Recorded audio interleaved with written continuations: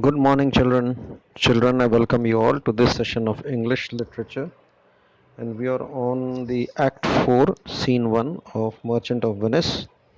And this scene is taking place in the Duke's Court at Venice. And here, the fourth feature of the Bond case is going on between Shylock and Antonio. And Antonio is the culprit of fourth feature. He is not able to pay the money on time, which he has borrowed from Shylock. The money was 3,000 ducats, and so this case is going on for the penalty of the fourth feature, which is 1 pound of flesh from a part of any part of Antonio's body, which Shylock prefers or chooses, right? And the Duke is trying to convince Shylock to to do some mercy and accept money and leave Antonio, which Shylock is refusing. He has openly refused that he is not going to accept any money, but he wants his fourth feature, that is 1 pound of flesh. So the negotiations are going on, at which Shylock says, "What wouldst thou have a serpent sting thee twice?" Right? See, children, we are here onto this scene, right? This. So he says that, "What will you do? Will you allow a serpent to sting you 2 times? Again, will you give serpent a permission to sting you twice? Antonio, I pray you, think you question with the Jew. You may as well stand up upon the beach and bid the main flood bait his usual height. You may as well use question with the wolf, why he hath made the ewe bleat for the lamb." Right? So here Antonio is requesting others not to waste their time in questioning with the Jew. The Jew is Shylock here, right? So he says that you can go to stand upon the beach, and during flood you just you can ask him that why this flood water is so very high, right? You can ask the wolf why he had made the ear beat for the lamb which the wolf had for hunted for food, right? He is the mother lamb, right? He is the mother lamb. You may also forbid the mountain pines to wag their high tops and make no noise, right? He's trying to say, you can basically, what he's trying to say is that you can do even the impossible of tasks, like you can say the mountain pine trees which are there to wag their high tops means to wag their high tops means to shake their tops which is there, and to make no noise, right? You can shake the tops because that creates a lot of sound, but he's saying that you can ask for such things when they are threatened with gusts of heaven, right? When they are struck upon by gusts of heaven is, what is gusts of heaven? Gusts of heaven means water or wind, right? Water and wind. You may as well do anything most hard as seek to soften that, than which what harder, right? He's saying that you can do anything which is very very hard to do. You just try it rather than making this man soft. Here he is referring to Shylock, right? As the man hits Jewish heart, right? Right here, it's his Jewish heart is the heart of Shylock. So you can try anything hard, howsoever hard it is, right? That can happen, but your talks will not hit the Jewish heart, right? The Shylock's heart. Therefore, do beseech you, and therefore I do request you. Beseech here means request you. Make no more offers, use no further means, but with all the brief and plain and conveniency. Let me have the judgment and the Jew his will. So he's saying, do not do anything now, just leave it. Let me have what is in store for me, right? Let me have the judgment and let the Jew have his will. Bassanio, for that 3,000 ducats, here is 6. But Bassanio continues to fight for the sake of his dear friend Antonio, and he says, for your 3,000 ducats, you can take 6,000 from me. Sherlock, what judgment shall I dread doing, wherein 6 parts and in every part a ducat? I would not draw them. I would have my bond. He's saying What judgment can I think of that even if you are ready to increase this amount by 6 times, and even then I'm not going to accept it? Duke, how shall thou hope for mercy, rendering none? So Duke says, how can we hope for mercy, because this man is not listening to anything. Rendering none means not listening to anything. Sherlock, what judgment shall I dread? Doing no wrong.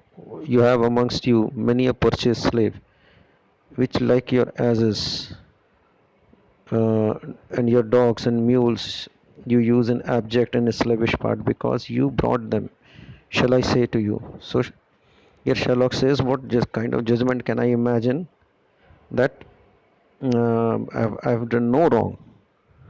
He's saying that you have purchased so many slaves with you, they're all there around you, right? Just like your asses, dogs and mules are there, and you'd give them the same kind of treatment, right?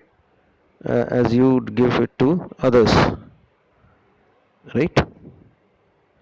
So abject means that giving same kind of treatment, right? As is dogs, mules, and slaves. And because why you do so? Because you have purchased them.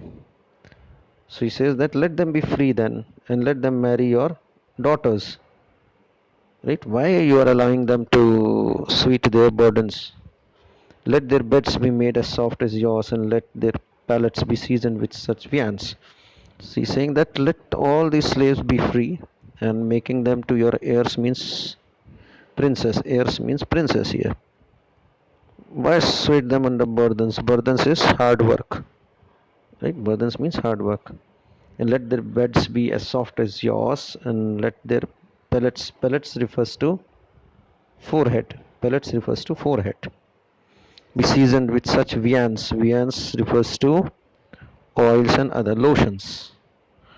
You will answer, the slaves are ours. So do I answer you. The pound of flesh which I demand of him is dearly bought. So he's saying that if I'll say that to you, you will say that it's mine. That is mine. So I will not going to listen to you, right? And he's saying that I will have it if you deny it. And it is just like that. I say to you that 1 pound of flesh is mine. So let me have it. And if you deny me, then fie upon your law. Means if you deny me, then I don't care for your law. Then shame on your law. There is no force in the decree of Venice. I stand for judgment. Answer, shall I have it? So he's saying no force can stop me from having it. So just let me know if I'm going to have it. Duke, upon my power. Now Duke becomes very angry at this. He says, upon my power I may dismiss this court unless Bellario, a learned doctor whom I have sent for to determine this, comes here today. So Duke is saying, had it been in my power to dismiss this court, I would have done it immediately. But I am asked for Dr. Bellario, who is a doctor of law, who is coming to take part in this. Celerio, my lord, here stays without a messenger with a letter from the doctor, now comes from Padua. So Celerio says that here somebody is there with who is having a letter from the doctor from Padua.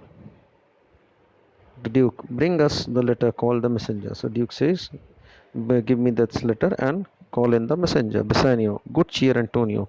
What man courage yet? The Jew shall have my flesh, blood, bones, and all. Ere thou shalt lose me for 1 drop of blood. So Bassanio is now trying to talk to Antonio, trying to motivate him. Be cheerful, Antonio. There is no man who has the courage that Jew shall have my flesh, blood, and bones means. And he says, Ere thou shalt lost for me 1 drop of blood. He's saying that he can have everything which I have. He can have my blood, bones, and everything before he even touches you, and you will not be losing even a drop of your blood. Right? So Antonio now says, I am tainted, whether of the flock, meetest for death, the weakest kind of fruit, drops earlier to the ground, and so let me. You cannot better be employed, Bassanio. than to live still and write mine epitaph. So Antonio is saying that I'm tainted. That tainted means I have been doing something unlawful. I've been charged for doing something unlawful. Whether of the flock meetest for death means I'm the one who has been charged for doing something against the law by the flock, means by my countrymen, and I'm ready for the death. Right now my position is very weak and the weakest kind of fruit, and it is the weakest kind of fruit that drops earlier to the ground. And so let me, you cannot better be employed, Bassanio, than to live and write mine epitaph. Mine epitaph refers to story of myself, right? And and there enters Nerissa dressed up like a lawyer's clerk. Duke, come you from Padua, from Bellario, Nerissa. From both my lords, Bellario greets your grace. Right? So Nerissa says, from both my lords, Bellario greets yours, means from my side as well as Dr. Bellario. Presenting a letter. Bassanio, what dost thou whet thy knife so early? So Bassanio is asking Sherlock why you are making your knife shiny so early. Sherlock, to cut the fourth feature from that bankrupt there. So he's saying I'm doing it so that I am able to cut the fourth feature from here. The bankrupt is being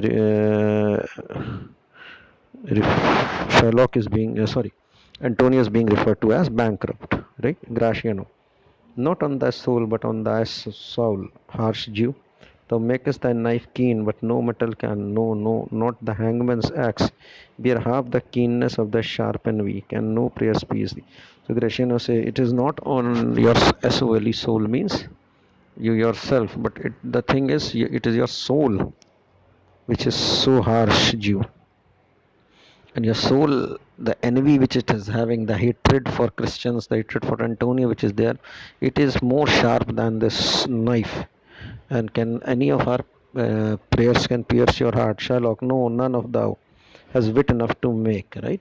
You cannot pierce it. Wit means words. Wit refers to good words. Graciano, O thou be damned, inexecrable dog, and for thy life let justice be accused. Thou almost makest my wave in my faith to hold opinion with Pythagoras that souls of animals infuse themselves into trunks of men, that courage spirit governed a wolf who hanged for human slaughter. He's saying, right, you are a person, you should be damned. You are an unbelievable kind. Inexecrable means unbelievable, very, very tough dog, kind of dog. And let you be accused for throughout the entire life, right? As you have made me believe in one of the things which I have heard, that is the opinion of Pythagoras. See, children, Pythagoras was a Greek mathematician. You all know he has given Pythagoras theorem, that he said that whenever an animal was hanged for human killing a human being, then his soul used to come out and enter into the body of a human, and that human used to behave like a animal. Even from the gallows did he feel Saul fleet. And whilst thou layest in thy unhallowed dam, infused itself in thee, for thy desires are wolvish bloody, starved, and ravenous. He's saying even from the gallows, in even from the captivity in which that animal was, his soul fled. And while you were lying still in your house, sleeping, then it entered into you, right? It's a wolf. Basically, it's they're saying that a wolf's soul has entered into you, and that is because your desires, your expectations are like that of wolf, bloody, starved, and ravenous. Right? So I stop here. So I hope you enjoyed it as much as I did in making it. Until we meet again, it's a goodbye.